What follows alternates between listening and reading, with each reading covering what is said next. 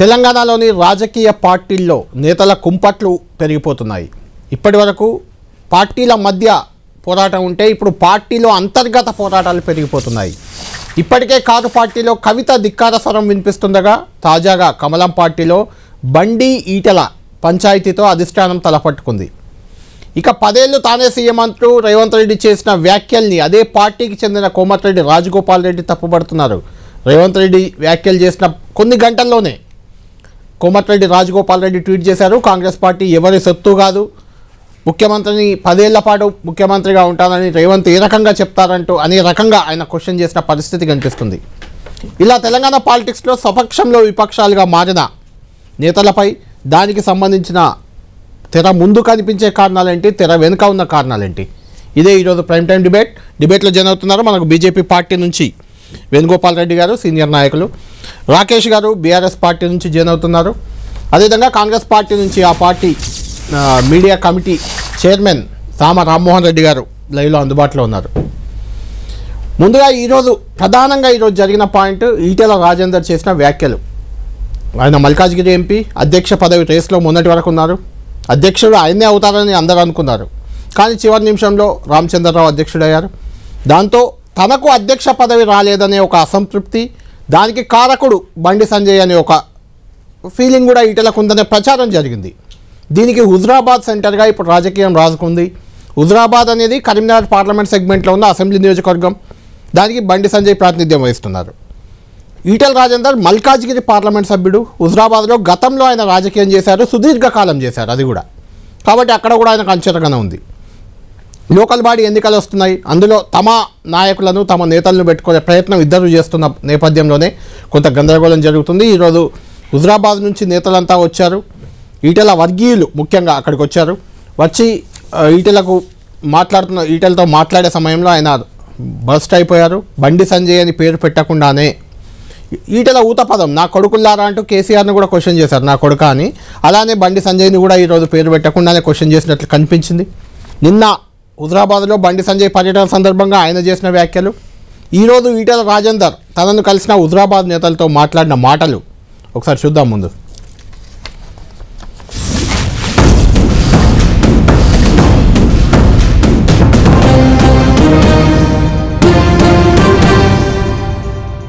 Social మీడియాలో నమ్ముకొని బతికే కొంతమంది ఉంటారు. అబద్ధాల పునాదుల మీద బతికే వాళ్ళు కొంతమంది ఉంటారు. వాళ్ళ బతికే కుట్రలు కుతంత్రాలు చేసే వాళ్ళు ఉంటారు. కానీ మనం దానికి విరుద్ధమైన సంస్కృతి నుంచి వచ్చిన వాళ్ళం. మనకు స్ట్రైట్ ఫైట్ తప్ప స్ట్రీట్ ఫైట్ రాదు.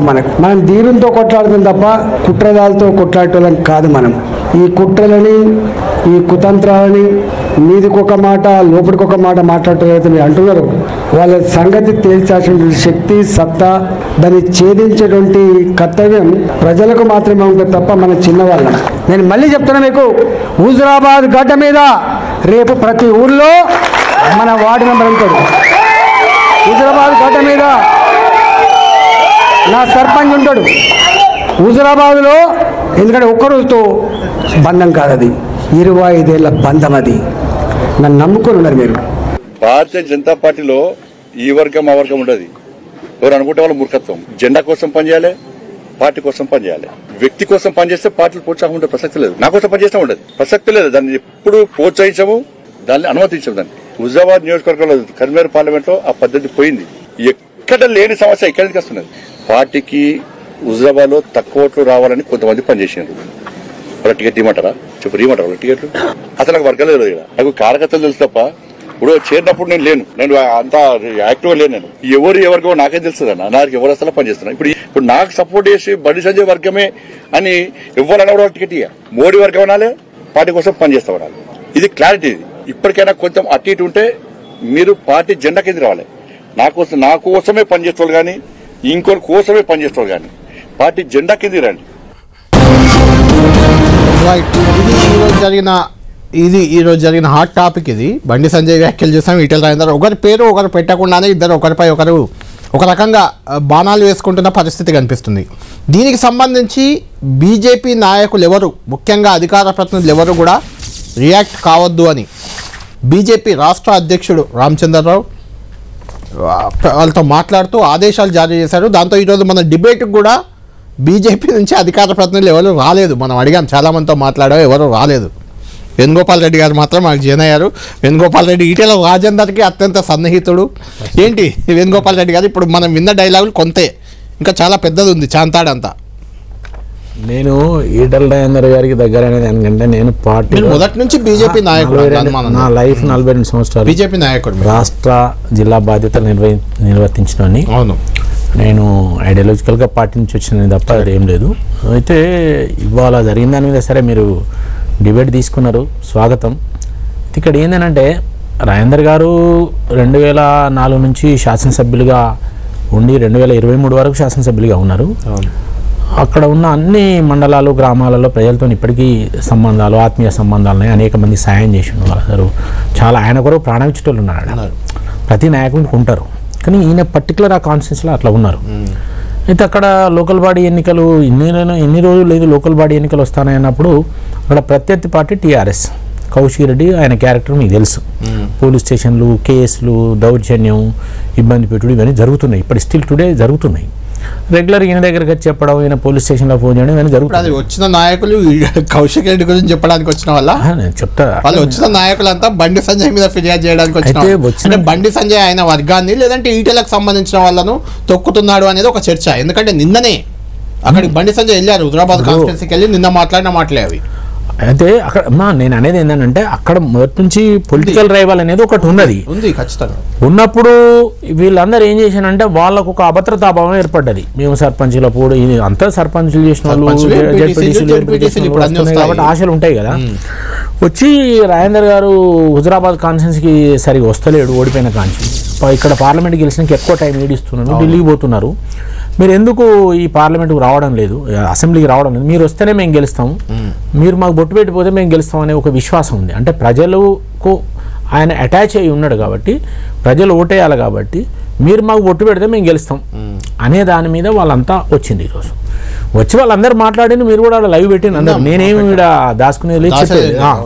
కాబట్టి వాళ్ళు ఏమన్నారంటే మీరు రావాలి హుజరాబాద్కు, మమ్మల్ని ఆశీర్వదించాలి, మీరు ఆశీర్వదించి నేను నిలబెట్టినా ఈయన గెలిపేయండి అంటే నన్ను మమ్మల్ని గెలిపిస్తారు, లేకపోతే ఎవరు గెలిపారు. ఆ ఫేస్ వాల్యూ ఈయనకు ప్రజలలో ఉంది. ఎంపీ కదా, నేను లేదని చెప్పడం లేదు, ఉంటుంది. కానీ రాజేందర్ గారు ఏంటంటే 24 సంవత్సరాలు ప్రజాప్రతినిధి దగ్గర ఉండి పనిచేసిన వాళ్ళు కదా. నేను అనేది ఇప్పుడు ఒక విషయం ఏంటంటే అసెంబ్లీకి పార్లమెంట్కి తేడా ఉంటుంది. అవును, తర్వాత వచ్చిన ఓట్ ప్యాటర్న్ అవన్నీ చూసుకున్నప్పుడు నేను వారికి ఉండదానని వీరికి ఉండదు, కానీ వీరికి ఎక్కువ అటాచ్మెంట్ ఉంటుంది. అంటే వాస్తవంగా ఎక్కువ అటాచ్మెంట్ ఉంటుంది. ప్రతి కుటుంబానికి ఆయన ఎంత ఎడ్యుకేషను, హెల్త్, లోకల్గా డెవలప్మెంట్స్ అన్నీ చేసినాడు కదా. కాబట్టి ఆ లైన్ ఆఫ్ థింకింగ్నే వాళ్ళు వచ్చి మమ్మల్ని గెలిపించి రిజల్ట్ తీసుకురండి అని చెప్పినందుకు మాత్రమే వచ్చిండ్రు. ఆ సందర్భంగా మాట్లాడినప్పుడు కొన్ని అక్కడ జరుగుతున్న అపోజిషన్ పార్టీ కార్యకర్తల మీద ఒత్తిడి ఇవన్నీ చేయడం వల్ల దానికి సంబంధించి మాట్లాడుతూనే పార్టీకి అందరు ప్రజలలో ఉండండి, ప్రజలు దీవిస్తేనే మనం గెలుస్తాం, ప్రజల కొరకు పనిచేయాలి, ఆ విషయంలో నేను తప్పనిసరి వస్తాను, మీకు అందరికీ నిలబెడదాం, చేద్దాం, రిజల్ట్ తీసుకొద్దామని మాత్రం చెప్పిండు ఆయన. దీనిలో ఏం లేదు చెప్పాడు. ఏదన్నా సమస్య వస్తే అధిష్టానం చెప్తాం అన్నాడు, తప్పేంటి సమస్య అని. అది ఏంటి వస్తే అన్నాడు, ఏదైనా సమస్య వస్తే మనకు అధిష్టానం ఉన్నది, స్టేట్ ప్రెసిడెంట్ ఉంటాడు, ఇంకా పైన ఉంటాడు. బండి సంజయ్ వ్యాఖ్యలు కూడా చూసాం, ఎక్కడ లేని సమస్య ఇక్కడే ఎందుకు వస్తుంది అంటున్నారు ఆయన. అంటే అక్కడ పోయి ఇప్పుడు పెడుతున్నారు ఈటెల రాజేందర్ అనేది ఆయన అంతరంగిక సమాచారంగా ఆయన నాయకులు చెప్తారు. ఏమంటున్నా అంటే ఇంకొక పాయింట్ ఏంటంటే వేణుగోపాల్ రెడ్డి గారు మీరు ఎంత సింపుల్ గా దీన్ని కొట్టిపడేసినా ఈటెల రాజేందర్ బండి సంజయ్ని అధ్యక్షునిగా దించడానికి విశ్వ ప్రయత్నాలు ఎన్నికల ముందు చేశాడనేది ఒక చర్చ ఉంది. ఇప్పుడు ఈటెల రాజేందర్కి వచ్చే అధ్యక్ష పదవికి బండి సంజయ్ అడ్డుపడ్డాడనే చర్చ కూడా ఉంది. ఈ రెండు తప్పు. నేను ఎందుకంటే సోషల్ మీడియా వచ్చినాక పొలిటికల్ గా ఏది పడుతుంది ఇట్లా వస్తుంటాయి. బీజేపీలో అట్లా ఉంటుందా అండి? ఒక వ్యక్తి పోయి చెప్తే ఒక రాష్ట్ర అధ్యక్షుని దించేస్తారా? ఒక ప్రయత్నాలు అండి, అవి సఫలమైనాయా విఫలమైనాయా తర్వాత ఉంటే ఉండొచ్చు, అది ఇంటర్నల్. అంతే, ఇంటర్నల్ దాన్ని తీసుకొచ్చి మనం ఎజెండాలో ఎందుకు మరి మీ అధికార ప్రతినిధులు ఎవరు వచ్చి మీరు చెప్పినట్టు చెప్పలేకపోతున్నారు, ఎవరిని బయటకు రావద్దు మాట్లాడొద్దు అని చెప్పారంటే నేనేమంటున్నా అంటే సరే అది నాకు తెలియదు, మీరు పిలిచిండ్రు నేను వచ్చినాను. నేనేమంటున్నా అంటే ఈరోజు ఒక అధ్యక్షుని దించేందుకు ఒక వ్యక్తి చెప్తే దించారు, ఒక సమిష్టి ఆలోచన ఉంటుంది. ఒక వ్యక్తికి అధ్యక్షుడు రాలేదు అంటే ఒకళ్ళు చెప్తే రాకుండా ఉండదు, పార్టీ బేరీజ్ వేసుకుంటే సమీక్షించుకుంటే. ఒకవేళ ఏ ఈక్వేషన్ అన్నా కలవకపోతే వేరే ఇంకో మీరేం చెప్తారు? ఈటెల రాజేందర్కి సంజయ్కి మధ్య ఎలాంటి విభేదాలు లేవంటారా? అంతర్గతంగా ఏమైనా ఉంటే పార్టీ దానికి కంట్రోల్ చేసి సమన్వయం చేస్తుంది. అంతర్గతంగా కనుక ఏమన్నా వాళ్ళ మధ్యలో ఉన్నాయా లేవా అనేది ఇప్పుడు బయటకు అయితే రాలేదు. ఓకే, ఏమైనా ఇంటర్నల్ ఉంటే పార్టీ చూసుకుంటుంది, అధ్యక్షుడు ఉన్నాడు చూసుకుంటాడు. రైట్, మీరు కూడా అదే జిల్లా, మీరు పక్కనే పెద్దపల్లి పక్కనే ఉంటుంది కాబట్టి ఏంటి అంటే వేణుగోపాల్ రెడ్డి గారు చెప్పిన దాంట్లో వాళ్ళు మాట్లాడిన మాటల్లో మీకేం కనిపిస్తుంది? గుడ్ ఈవినింగ్ అండి కళ్యాణ్ గారు, అదేవిధంగా వేణన్నకు, రామ్మోహన్ రెడ్డి గారికి, 10 ప్రేక్షకులకు. ఫస్ట్ ఆఫ్ ఆల్ నిజంగా కూడా అంటే విత్ ఇన్ అక్కడ ఏం జరిగిందంటే ఈటల రాజేందర్ గారు ఏదైతే ఛాలెంజ్ చేశారో ప్రతి ఊర్లో మన వార్డు మెంబర్ ఉంటాడు, ప్రతి ఊర్లో మన సర్పంచ్ ఉంటాడు. మన సర్పంచ్ బీజేపీ అని కూడా అనలేదు ఏనండి, కానీ మన ఎంపీటీసీ ఉంటాడు, మన జెడ్పీటీసీ ఉంటాడు అని అనలే. ఎందుకంటే సర్పంచ్కు వార్డు మెంబర్కు సింబల్ ఉండదు. ఇండిపెండెంట్గా మనం పోటీ చేద్దాం, ఎవ్వరు అవసరం లేదు, మనం ఇండిపెండెంట్ గానే కొట్లాడదామని పిలిపించేసిండు అంతే. మీరు అలా అర్థమైంది అంతే కదా సార్. ఇప్పుడు నేనేమంటున్నానంటే సుదీర్ఘ కాలంలో 25 ఏళ్ల నుంచి అంటే మేము టీఆర్ఎస్ పార్టీలో పనిచేస్తున్నాం. ఇంకొక చిన్న అప్డేట్ మీకు కూడా, ఇప్పుడే నాకు ఈ డిబేట్ చూసి మనం కమింగ్ అప్ వేసింది చూసి నాకు ఎవరో పంపారు. హుజరాబాద్ నియోజకవర్గంలో ఈటల రాజేందర్ లేకపోయినా Huzurabad town vice president Sanjeev, తర్వాత ఇట్లా పేర్లు అన్ని హుజరాబాద్ టౌన్లో 5 కీలకమైన పదవుల్లో ఈటల రాజేందర్ వర్గీయులనే సంజయ్ పెట్టారని.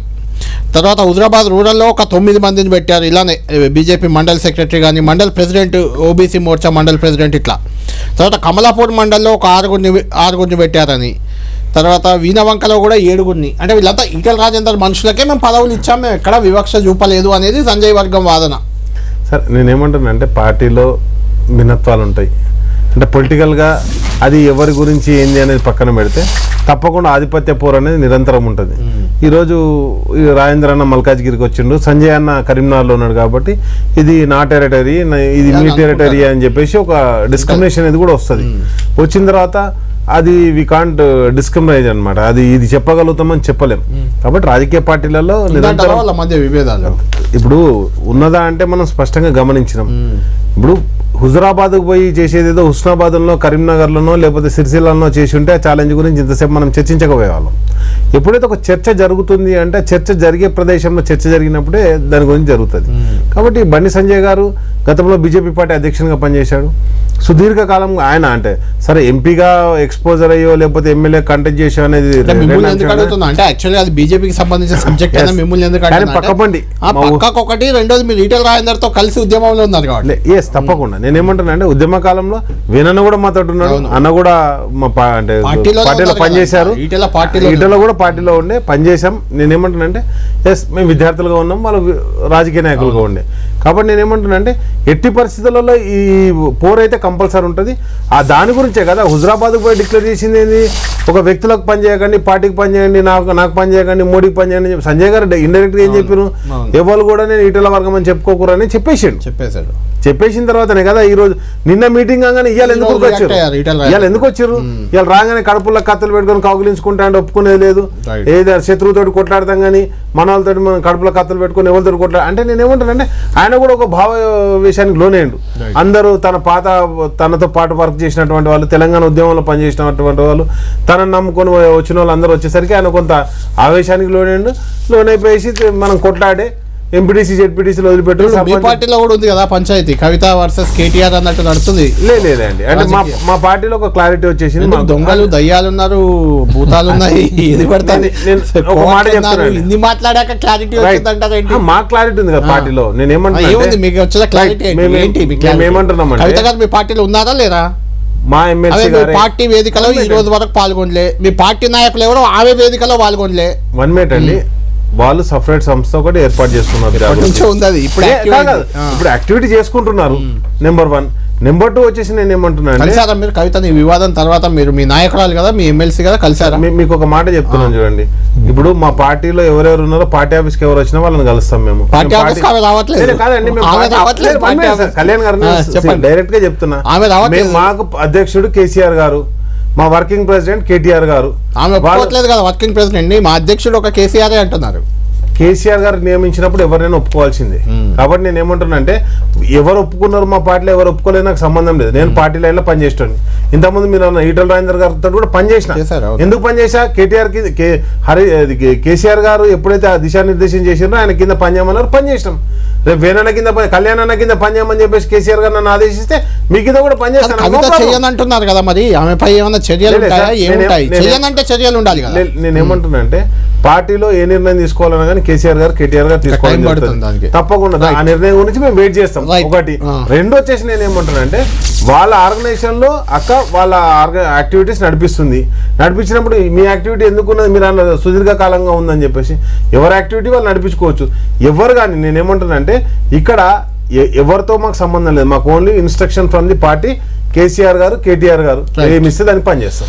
రైట్. బీజేపీ బీఆర్ఎస్ దాట్లుంటే అసలు కాంగ్రెస్లో అసలు కొత్త పంచాయతీ మొదలైంది. 20 ఏళ్ళు కాంగ్రెస్ అధికారంలో ఉందని నిన్న ప్రకటించేశారు రేవంత్ రెడ్డి గారు. ఉంటుందని నేనే 10 ఏళ్ళు సీఎం అని ప్రకటించారు. దాంతో ఆ పార్టీలో కొత్త కోమటిరెడ్డి రాజగోపాల్ రెడ్డి ఎంటర్ అయ్యారు. అసలు పార్టీ ఎవరిది, ఎవరు ప్రకటించుకుంటారు, సీఎం అయ్యేది ఎవరు, పెట్టేది ఎవరు అని మాట్లాడుతున్నారు. దానికి సంబంధించి రామ్మోహన్ రెడ్డితో మాట్లాడే ముందు ఒకసారి చూద్దాం అసలు రేవంత్ రెడ్డి గారు నిన్న ఏమన్నారు. దానికి బీఆర్ఎస్ నేత దాసో శ్రవణ్ కూడా రియాక్ట్ అయ్యారు. ఒకసారి చూద్దాం అది.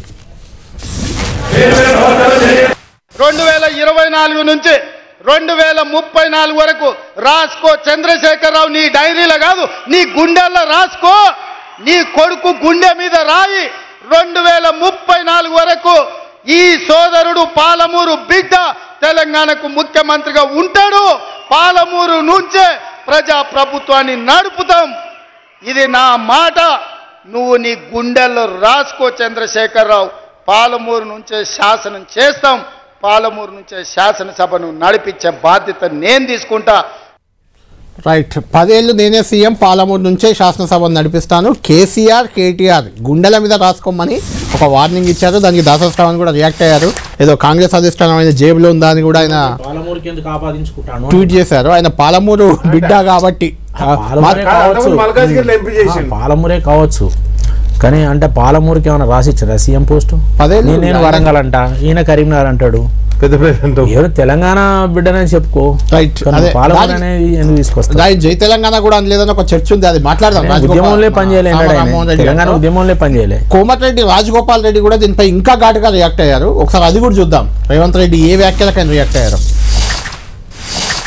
మళ్ళా మా గవర్నమెంట్ 15 ఉంటుందో 15 నెలలు ఉంటుందో నేను ఖచ్చితంగా చెప్తున్నా. మా గవర్నమెంటే ఉంటుంది కాబట్టి ఇదే రేవంత్ రెడ్డి గారు ఈ 5 ఏళ్ళే కాదు మళ్ళీ 5 ఏళ్ళు కూడా ఆయనే ముఖ్యమంత్రి ఉంటాడు. అవసరం వస్తే మళ్ళా కూడా కాంగ్రెసే ఉంటుంది. రైట్. ఇక్కడ కోమటిరెడ్డి వెంకటరెడ్డి ఏమో 10 ఏళ్ళు రేవంత్ రెడ్డి అంటూ ఆయనకు మద్దతు ఇచ్చిన బయట మనం చూసాం. గతంలో ప్రకటించారు ఆయన. ఈరోజేమో 10 ఏళ్ళు ఉంటా అని చెప్పడానికి ఆయన ఎవరు అంటూ కోమటిరెడ్డి రాజగోపాల్ రెడ్డి ట్వీట్. ఏంటి రామ్మోహన్ రెడ్డి గారు ఏంటి 10 ఏళ్ళు రేవంత్ రెడ్డి ముఖ్యమంత్రి అని ముందే ఒప్పందం ఉందా, అవగాహన ఉందా? అసలు అందరిలో అనుమానాలు, మీ పార్టీ నేతల్లో కూడా. నమ్మకం అండి, నమ్మకం. రాజగోపాల్ రెడ్డికి ఎందుకు నమ్మకం లేదు, రామ్మోహన్ రెడ్డికి ఎందుకు ఉంది? ప్రజాస్వామ్యంలో మరీ ముఖ్యంగా కాంగ్రెస్ పార్టీ ప్రజాస్వామ్యంలో ఎవరు నమ్మకాలు వాళ్ళకు ఉంటాయి, ఎవరు స్వేచ్ఛ వాళ్ళకు ఉంటుంది, ఎవరు భావ స్వేచ్ఛను వాళ్ళు వ్యక్తపరచవచ్చు. ఇది మా పార్టీలో ఉంటున్నటువంటి ఒక స్వాతంత్రము, లేకపోతే ఆ లిబర్టీ అనేటువంటి ఇంకే పార్టీలో కూడా ఉండవు. అంటే రాజగోపాల్ రెడ్డి గారు, రామ్మోహన్ రెడ్డి గారు ఒక పాయింట్, లిబర్టీ అంటే ఏంటి? పిసిసి చీఫ్ పదవిని 50 కోట్లకు కొనుక్కున్నాడు అని ఆరోపించిన వ్యక్తే 10 ఏళ్ళు ఆయన్నే ముఖ్యమంత్రిగా ఉంటాడని ప్రకటించడం లిబర్టీ అంటే? ఏదైనా జరుగుతుంది, ఎట్లనైనా ఉంటది. అట్లంటే వేణుగోపాల్ రెడ్డి కాదు, కల్వకుంట్ల చంద్రశేఖరరావు గారు ఏ పార్టీలో అది ఏమంటారు యూత్ కాంగ్రెస్ లో ఉన్నాడు, తర్వాత ఏ పార్టీలకు పోయిండు, తర్వాత ఏ పార్టీ మొదలు ముఖ్యమంత్రి ఎట్లా చెప్తారు? దీని మీద స్పందించినటువంటి దాసోజు శ్రవణ్ గారు మరి ఎన్ని పార్టీలలో తిరిగిండ్రు, ఎవరికి ఎవరు ఫ్యూచర్ గ్యారంటీ ఇస్తారు? కానీ మా నాయకుడికి ముఖ్యమంత్రి రేవంత్ రెడ్డి గారికి 10 సంవత్సరాలు కూడా ముఖ్యమంత్రి తానే ఉంటాడనేటటువంటి నమ్మకం బలంగా ఉంది. ఆయన ప్రజల ముందు చెప్పిండు, దాంట్లో తప్పేముంది?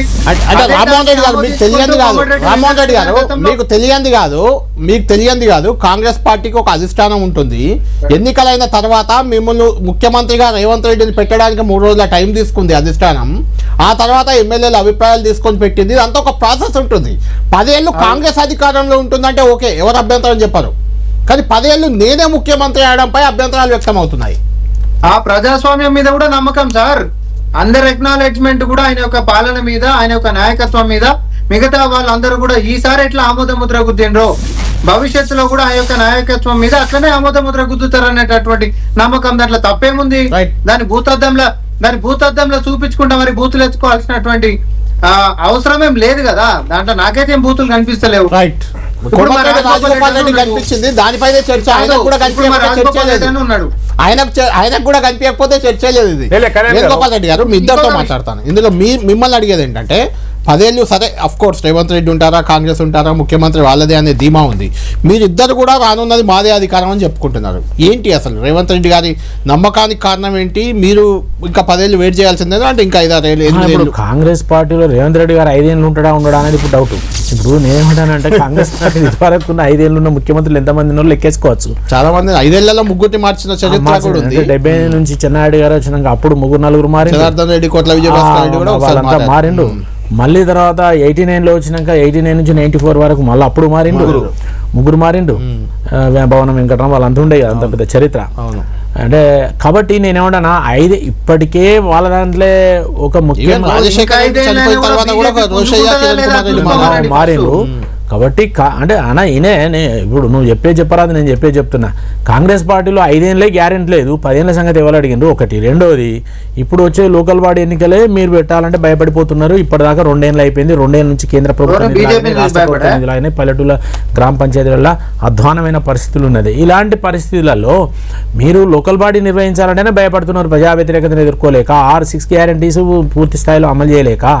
కాబట్టి వాటికి జవాబు చెప్పలేక రోజొక కొత్త ఎపిసోడ్ పట్టుకొచ్చి రోజు ఒక కేసును ముందుకు తీసుకొచ్చి చెప్పిన వాడిని అమలు చేయకుండా, ఏ ఇష్యూను కూడా అమలు చేయకుండా ఇవాళ మీరు కొత్త ఇష్యూస్ను పట్టుకొచ్చి పాత ఇష్యూస్ను మరిపించేందుకు, ప్రజలను మభ్యపెట్టేందుకు ప్రయత్నం చేస్తాను. రేపు లోకల్ బాడీ వస్తున్నాయి కదా, తేలిపోతాయి కదా. నేను 42% రిజర్వేషన్ ఏందో తేలిపోతుంది బీసీలది.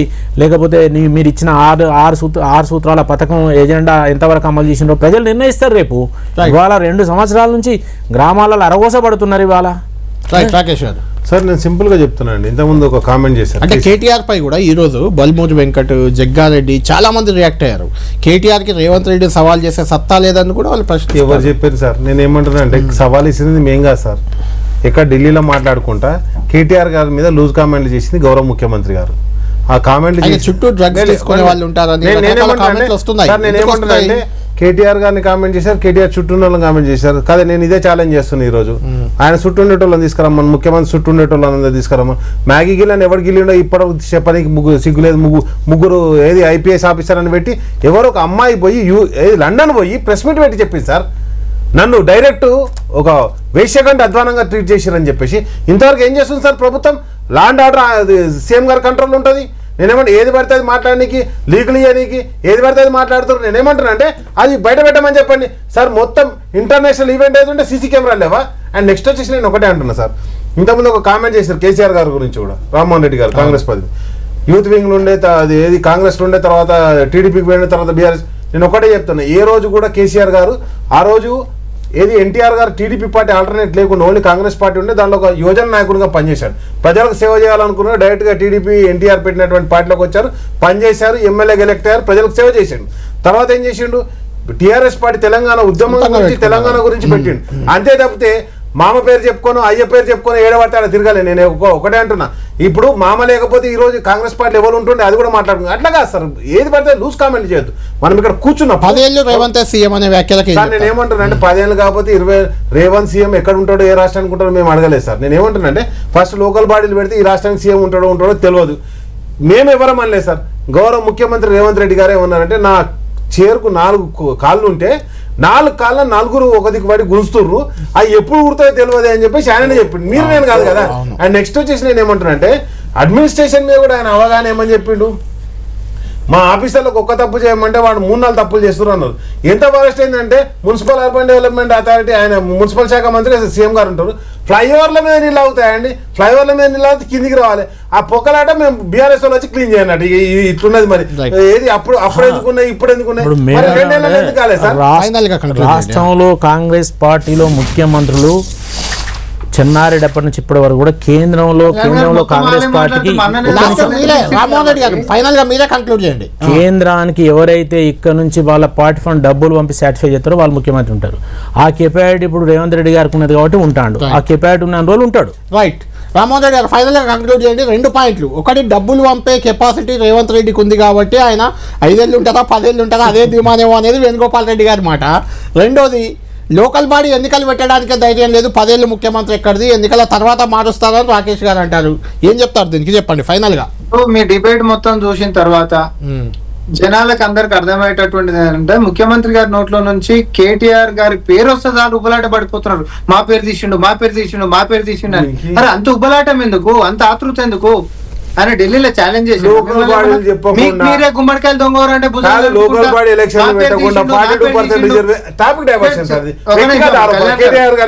రాజకీయం ఎట్లుంటుందో చూడండి ఒకసారి. రాజకీయం ఎట్లుంటుందో చూడండి.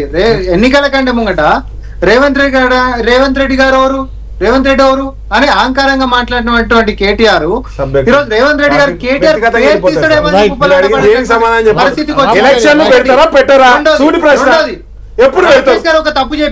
రాకేష్ గారు ఒక తప్పు చెప్పిండు. తెలంగాణ కోసం టీఆర్ఎస్ పార్టీ పెట్టిండు మా నాయకుడు అని. కానీ టీఆర్ఎస్ పార్టీ పెట్టినాక బీజేపీ తోడు కలిసి టీఆర్ఎస్ బీఆర్ఎస్ అయింది.